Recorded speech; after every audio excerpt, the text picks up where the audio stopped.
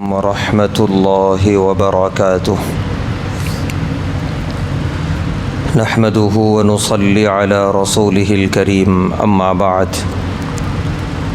قابل قدر محترم حضرات، معزز نوجوان ساتھیوں، ہفتہ واری درس حدیث میں سلسلہ چل رہا ہے دعا کے متعلق احادیث کا۔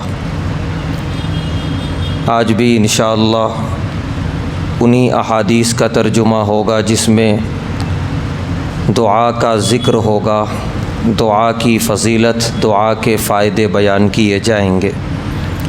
پہلی حدیث جس کے راوی ہیں حضرت عبداللہ ابن عمر رضی اللہ تعالی عنہما، فرماتے ہیں قال رسول اللہ صلی اللہ علیہ وسلم، اللہ کے رسول صلی اللہ علیہ وسلم نے ارشاد فرمایا، من فتح لہ منکم باب الدعاء، جس کے لیے دعا کا دروازہ کھول دیا گیا، یعنی کثرت سے دعا کی توفیق ملنے لگی، فتحت لہ ابواب الرحمہ، اس کے لیے رحمت کا دروازہ کھول دیا گیا۔ دعا مانگنا دراصل اپنے آپ کو اللہ کی رحمت کا مستحق بنانا ہے۔ بڑے بد نصیب ہیں وہ بندے، بہت محروم ہیں اللہ کی رحمت سے وہ بندے جو اللہ کے سامنے دعا مانگنے سے کتراتے ہیں، دعا مانگنے کا مزاج ہی نہیں بنتا۔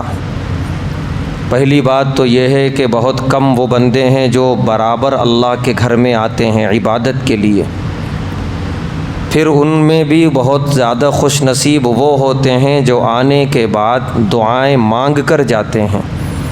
اللہ سے دعائیں مانگیں، اور بالخصوص کچھ ایام ہیں اور کچھ اوقات ہیں جن میں دعائیں قبول ہوتی ہیں۔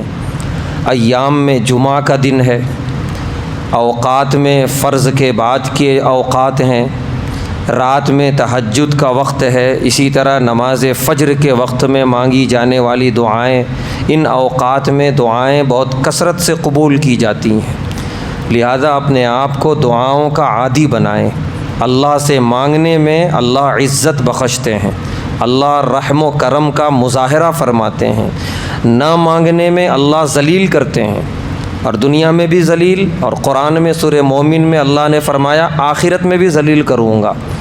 سیدخلون جہنم داخرین، ذلیل ہو کر جہنم میں داخل ہوں گے وہ لوگ جو اللہ سے دعائیں نہیں مانگتے تھے۔ اسی لیے اللہ سے دعائیں مانگنے کا مزاج بنائیں۔ اللہ کو پسند آتا ہے وہ بندہ جو بڑی عاجزی اور بڑی بے کسی کے ساتھ اللہ کے سامنے روتا ہے، گڑ گڑاتا ہے، مانگتا ہے۔ اس کے بعد کی حدیث جس کے راوی ہیں حضرت ابو ہریرہ رضی اللہ تعالی عنہ، فرماتے ہیں قال رسول اللہ صلی اللہ علیہ وسلم، اللہ کے رسول صلی اللہ علیہ وسلم نے ارشاد فرمایا، ادعوا اللہ وانتم موقنون بالاجابہ، اللہ سے دعا مانگو قبولیت کے یقین کے ساتھ، ذرا بھی دل میں شک نہیں رہنا۔ وہ شیطان کی طرف سے آتا ہے، مانگ تو رہے ہو قبول ہوگا یا نہیں ہوگا، شک آتے ہی دعا کا اثر کم ہونے لگتا ہے۔ پورا یقین کیوں قبول نہیں ہوگی؟ میں اس رب سے مانگ رہا ہوں جو مکمل سن بھی رہا ہے، دینے پہ قادر بھی ہے، اور وہ رب کا وعدہ ہے کہ ہاتھ اٹھنے کے بعد واپس لوٹاتا نہیں ہے، وہ دیتا ہے وہ اپنی شان کے مطابق۔ تو یقین ہو بالکل، شک ذرا برابر بھی نہ ہو۔ چنانچہ آگے فرما رہے ہیں پیارے نبی صلی اللہ علیہ وسلم کہ وَاعْلَمُوا، جان لو ان اللہ لا یستجیب دعاء من قلب غافل، غافل دل سے مانگی گئی دعا اللہ قبول نہیں کرتے۔ دل میں غفلت ہے، شک ہے، اللہ وہ دعا قبول نہیں کرتے۔ جیسے بعض مرتبہ بس رسماً یوں ہی ربنا آتینا مانگے، ہاتھ پھیرے چلے گئے، یہ غفلت والی دعا ہے۔ دل سے اللہ کی طرف متوجہ ہوں، اللہ کے دربار میں مکمل حاضری دیں، دل اور دماغ کے ساتھ، اور پورے یقین کے ساتھ اللہ سے دعا مانگیں، اللہ دعائیں قبول فرماتے ہیں۔ اس کے بعد کی روایت جس کے راوی ہیں حضرت مالک ابن یسار، فرماتے ہیں کہ اللہ کے رسول صلی اللہ علیہ وسلم نے ارشاد فرمایا، اذا سألتم اللہ، جب تم اللہ سے مانگو، دعا کرو، فاسألوہ ببطون اکفکم، اپنے ہتھیلیوں کے ساتھ ہاتھ اٹھاؤ اس طریقے سے کہ ہتھیلیاں چہرے کی طرف ہوں اور پشت پیچھے کی جانب ہو. یہ آپ طریقہ بتا رہے ہیں دعا مانگنے کا. فَإِذَا فَرَغْتُمْ فَامْسَحُوا بِهَا وُجُوهَكُمْ، اور جب دعا سے فارغ ہو جاؤ، دعا ختم ہو جائے تو ان ہاتھوں کو اپنے چہرے پہ پھیر لو. یہ طریقہ بتایا پیارے نبی صلی اللہ علیہ وسلم نے دعا مانگنے کا. ویسے دعا کہتے ہیں دل سے نکلنے والا ہر لفظ، ہر جملہ. کبھی آدمی سفر میں ہوتا ہے، کسی اور مقام پہ ہوتا ہے، اس کے پاس اتنی فرصت نہیں ہوتی کہ وہ باقاعدہ بیٹھے اور ہاتھ اٹھائے، بلکہ وہ چلتے چلتے اللہ سے مانگ لیتا ہے. وہ بھی دعا ہے، وہ بھی قبول ہوگی بالکل. لیکن اگر آدمی دعا کے آداب کے ساتھ مسجد میں بیٹھ کر پاک ہو کر 2 رکعت نفل پڑھ کے اور پورے ہاتھوں کو عاجزی کے ساتھ اٹھا کر دعا مانگے تو تمام آداب بجا لانے کا فائدہ یہ ہوگا کہ قبولیت کے یقین میں اضافہ ہو جائے گا. اس کے بعد کی روایت جس کے راوی ہیں حضرت سلمان فارسی رضی اللہ تعالی عنہ، فرماتے ہیں قال رسول اللہ صلی اللہ علیہ وسلم، اللہ کے رسول صلی اللہ علیہ وسلم نے ارشاد فرمایا، ان ربکم حی، بے شک تمہارا رب بہت باحیا ہیں. یستحیی من عبدہ، اس رب کو حیا آتی ہے اپنے اس بندے سے، اذا رفع یدیہ، کہ جس بندے نے اپنے ہاتھوں کو اٹھا کر رب سے مانگا، ان یردہما صفرا، تو ایسے بندے کو خالی لوٹا دیں. اللہ کو حیا آتی ہے. اللہ نہیں چاہتے کہ بندہ خالی ہاتھ لوٹے، اسے ہر حال میں دے کر واپس کرتے ہیں. یا تو مانگی ہوئی چیز دیتے ہیں، یا مانگنا اس کے لیے ایسی چیز ہے جو اس کے لیے مناسب نہیں ہے تو اس کے بدلے اللہ دوسری خوشخبریاں ہیں، اس کی زندگی کی آفتیں اور بلائیں دور کرتے ہیں، اس کے گناہ معاف کرتے ہیں، اس کے بدلے میں کوئی دوسری نعمت عطا کرتے ہیں، لیکن خالی نہیں لوٹاتے. تو اللہ کے دربار میں اٹھایا گیا ہاتھ وہ کسی نہ کسی نعمت سے خالی نہیں ہے. یا تو مانگا ہوا ہی ملے گا، یا اس کے علاوہ ایسی چیزیں ملیں گی جو ہمارے حق میں انتہائی بہتر ہیں، یا گناہوں کی معافی ہوگی. اسی لیے جس کام میں فائدہ ہی فائدہ ہے، نقصان کا دور دور تک اندیشہ بھی نہیں ہے، اس کام میں بخیلی کیوں اور اس کام میں شرمندگی کیوں؟ ہاتھ اٹھائیے جب بھی موقع ملے اور اللہ سے فریاد کیجئے، انشاءاللہ وہ کسی نہ کسی فائدے سے خالی نہیں جائے گا ہاتھ اٹھانا. اس کے بعد کی روایت جس کے راوی ہیں حضرت عمر بن خطاب رضی اللہ تعالی عنہ، فرماتے ہیں استأذنت النبی صلی اللہ علیہ وسلم فی العمرہ، کہتے ہیں کہ میں نے اللہ کے نبی صلی اللہ علیہ وسلم سے اجازت طلب کی عمرہ کرنے کے بارے میں. فتح مکہ کا موقع تھا، مکہ فتح ہو گیا الحمدللہ، سب لوگ اپنے اپنے اعتبار سے حرم میں جو ہے عبادتوں میں مصروف تھے. حضرت عمر بن خطاب رضی اللہ تعالی عنہ نے اجازت مانگی، اگر آپ اجازت دیں تو میں کو عمرہ کر لوں. فأذن لی، پیارے نبی صلی اللہ علیہ وسلم نے اجازت دے دی. اجازت کے ساتھ فرمایا حضرت عمر بن خطاب رضی اللہ تعالی عنہ سے، اشرکنا یا اخی فی دعائک، اے میرے بھائی اپنی دعا میں مجھے بھی یاد رکھ لینا. کتنی بڑی بات، ایک نبی کہہ رہے ہیں ایک صحابی سے، جلیل القدر صحابی حضرت عمر بن خطاب رضی اللہ تعالی عنہ سے، کہ عمرے میں جب دعا مانگنا تو اپنی دعا میں مجھے بھی شریک کر لینا. یہ عاجزی ہے پیارے نبی صلی اللہ علیہ وسلم کی. اس سے معلوم ہوا کہ آدمی کتنا بھی بلند ہو جائے، نبی کے مقام تک تو خیر نہیں پہنچ سکتا، وہ بڑا اونچا مقام ہے، اس سے نیچے کہیں بھی چلا جائے دعاؤں کی درخواست کرتا رہے. نہ جانے کس کی دعا کب قبول ہو جائے ہمیں نہیں معلوم. تو لہذا اس سے یہ معلوم ہوا کہ ہم جن کے بارے میں اطمینان رکھتے ہیں کہ وہ بندہ نیک ہے، اس کی دعائیں قبول ہوں گی، یا ایسی جگہ جا رہا ہے جہاں دعائیں قبول کی جاتی ہیں، اس سے دعا کی درخواست کریں. البتہ صرف دعاؤں کی درخواست پر اکتفا نہ کریں، خود بھی دعا مانگنا ہے. بعض مرتبہ یہ ہوتا ہے ہم صرف درخواست ہی کرنے، ہم کو جب موقع آیا دعا مانگنے کا نہیں مانگے، مسجد میں آتے ہیں بھاگ جاتے ہیں دعا مانگے بغیر. تو یہ غلط ہے. خود بھی دعا مانگنا ہے اور پھر دوسروں سے بھی دعاؤں کی درخواست کرنا ہے، یہ دونوں ذمہ داری ہے. تو پیارے نبی صلی اللہ علیہ وسلم نے حضرت عمر بن خطاب رضی اللہ تعالی عنہ سے فرمایا اپنی دعا میں مجھے بھی یاد رکھنا. پھر حضرت عمر بن خطاب رضی اللہ تعالیٰ عنہ فرماتے ہیں کلمۃ ما یسرنی ان لی بها الدنیا، یہ جو ایک کلمہ تھا، ایک جملہ تھا پیارے نبی صلی اللہ علیہ وسلم کا کہ اپنی دعا میں مجھے شریک کر لینا، اس جملے کے بدلے اگر مجھے پوری دنیا مل جائے تو مجھے خوشی نہیں ہوگی. یہ جملہ میرے لیے اتنا قیمتی ہے. حضرت عمر بن خطاب رضی اللہ تعالیٰ عنہ فرما رہے ہیں۔ تو پیارے نبی صلی اللہ علیہ وسلم نے دراصل اس کے ذریعے ایک طریقہ سکھایا امت کو کہ جب تم میں کوئی شخص ایسے مقام کی طرف جائے، ایسی عبادت کی طرف جائے جہاں دعائیں قبول ہوتی ہیں، ان سے دعاؤں کی درخواست کیا کرو۔ اس کے بعد کی روایت جس کے راوی ہیں حضرت ابو ہریرہ رضی اللہ تعالیٰ عنہ، فرماتے ہیں قال رسول اللہ صلی اللہ علیہ وسلم، اللہ کے رسول صلی اللہ علیہ وسلم نے ارشاد فرمایا، ثلاث دعوات، 3 دعائیں ہیں مستجابات جو یقیناً قبول ہوتی ہیں، لا شک فیہن، ان کی قبولیت میں کوئی شک نہیں ہے۔ نمبر 1 دعوت الوالد، والد کی دعا اولاد کے حق میں ضرور قبول ہوتی ہے، اور مفسرین نے لکھا ہے کہ یہاں والد کے ساتھ والدہ بھی ہے اس میں داخل، کیونکہ قرآن اور حدیث کا ایک مزاج ہے کہ مذکر کا ذکر کرتے ہیں، مؤنث خود بخود اس میں داخل ہو جاتی ہیں۔ تو والدین کی دعا اولاد کے حق میں وہ رد نہیں ہوتی، قبول ہوتی ہے، اسی لیے والدین کی دعائیں لیتے رہیں، ایسے کام کریں، ایسی خدمت کریں کہ ان کا دل خوش ہو جائے اور وہ دعا دیتے رہیں۔ جن کے والدین زندہ ہیں ان کے لیے بہت بڑا رحمت کا اور برکت کا ایک ذخیرہ ان کے لیے موجود ہے، زندہ ہے، بس انہیں خوش رکھیں، ان کی خدمت کریں، جو ان کی زبان سے دعا نکلے گی وہ آخرت کا ذخیرہ بنائے گی۔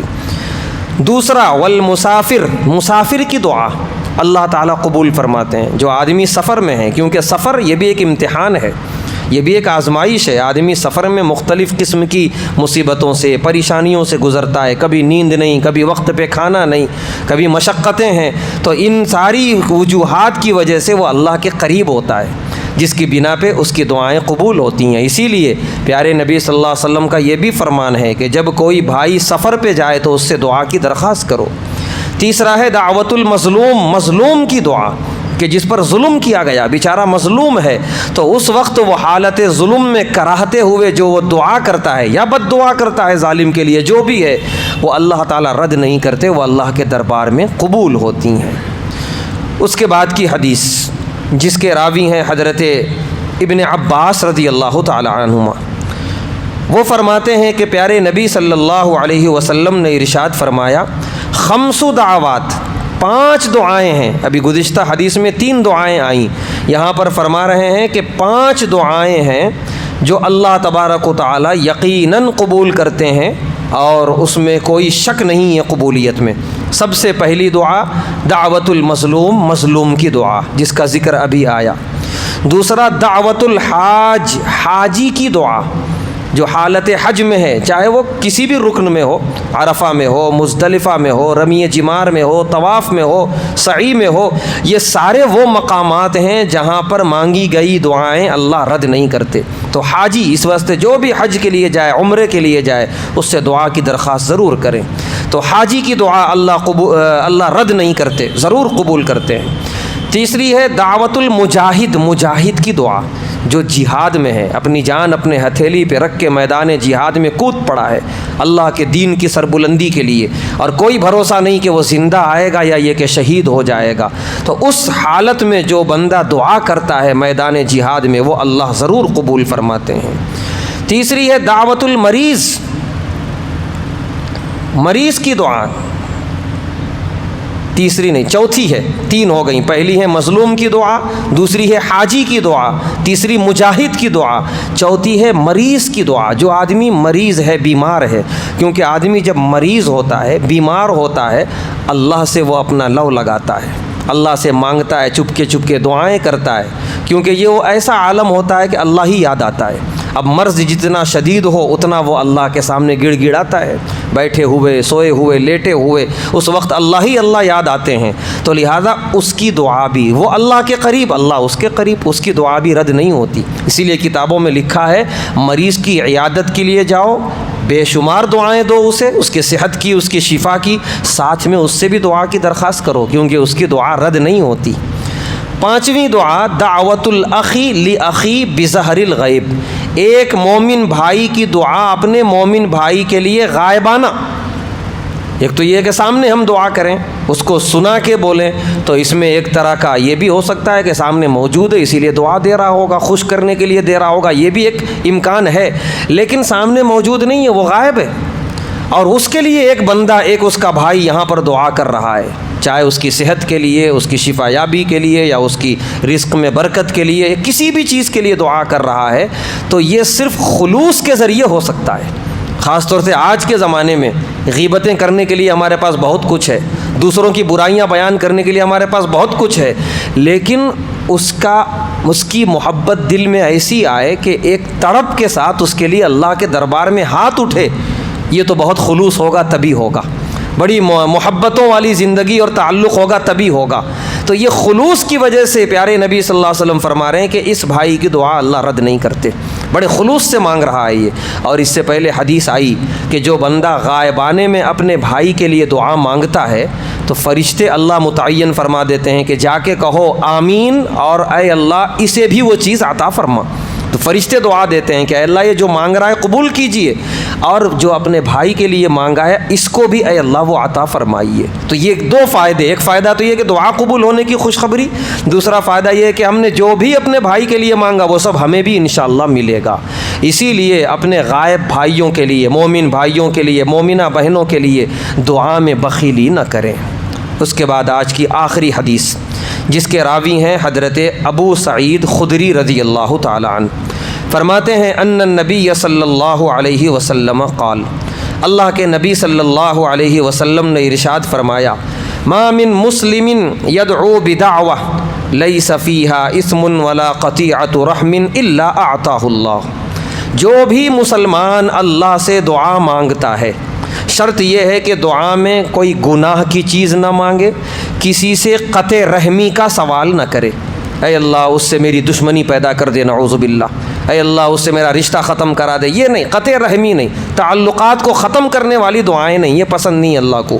تو تعلقات کو ختم کرنے والی دعا نہ ہو، یا اپنی دعا میں کوئی گناہ کی چیز نہ مانگے، یہ دو چیزوں سے اپنی دعا کو بچا لے۔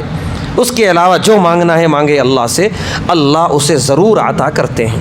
پھر آگے فرما رہے ہیں پیارے نبی صلی اللہ علیہ وسلم، احدی ثلاث، تین چیزوں میں سے کوئی ایک چیز تو اس کو ضرور ملے گی، اما ان یعجل لہ دعوہ، یا تو اس کی دعا فوراً قبول کر لی جائے گی، جو مانگا فوراً اسے مل جائے گا، واما ان یدخرھا لہ فی الآخرہ، یا تو اللہ تعالیٰ اس کو وہ چیز اس وقت عطا نہیں کریں گے، کیونکہ اس نے تو مانگ لیا، اللہ بہتر جانتے ہیں اس کے لیے وہ چیز بہتر نہیں ہے، نقصان دہ ہے۔ تو اب چونکہ اللہ کے دربار میں اٹھایا گیا ہاتھ ہے، خالی جانا نہیں ہے، اس کے بدلے اللہ آخرت میں ذخیرہ آخرت فرما دیتے ہیں، ڈھیر سارا ثواب رکھ دیتے ہیں اس کے لیے۔ تیسرا یہ ہے کہ وَإِمَّا أَن يَصْرِفَ عَنْهُ مِنَ السُّوءِ مِثْلَهَا، اس دعا مانگنے کی وجہ سے اللہ اس کی زندگی سے کوئی بڑی مصیبت، کوئی بڑی آزمائش دور کر دیتے ہیں، ہٹا دیتے ہیں۔ تو یہ تین میں سے کوئی نہ ایک ضرور ملے گا، یا تو جو مانگا وہی ملے گا، یا آخرت میں خوب ذخیرہ ہو جائے گا، اور اتنا ذخیرہ ہوگا، دوسری حدیث میں ہے کہ بندہ آخرت میں پہنچے گا، کہے گا اے اللہ یہ سارے ثواب کس وجہ سے، میں نے کون سا عمل کیا؟ فرشتے جواب دیں گے تو نے فلاں فلاں موقع پہ دعا مانگی تھی، اور تو نے ایسی چیز مانگی تھی تیرے لیے مناسب نہیں تھا دنیا میں وہ دینا، تو اس کے بدلے میں یہ آخرت میں ذخیرہ کر دیا گیا ثواب کا۔ حدیث میں ہے کہ بندہ کہے گا کہ کاش میری دنیا میں کوئی دعا قبول نہ ہوتی، تو آج میرے پاس اتنا ثواب کا ذخیرہ ہوتا، تو اتنا بڑا فائدہ ہے۔ تو یا تو آخرت کا ذخیرہ بنے گا، یا پھر زندگی سے کوئی بڑی مصیبت یا آزمائش اللہ دور فرما دیں گے۔ تو اللہ کے دربار میں دعا مانگنا، ہاتھ اٹھانا، فریاد کرنا، یہ فائدہ ہی فائدہ ہے، اس میں کسی طرح کا کوئی نقصان نہیں ہے۔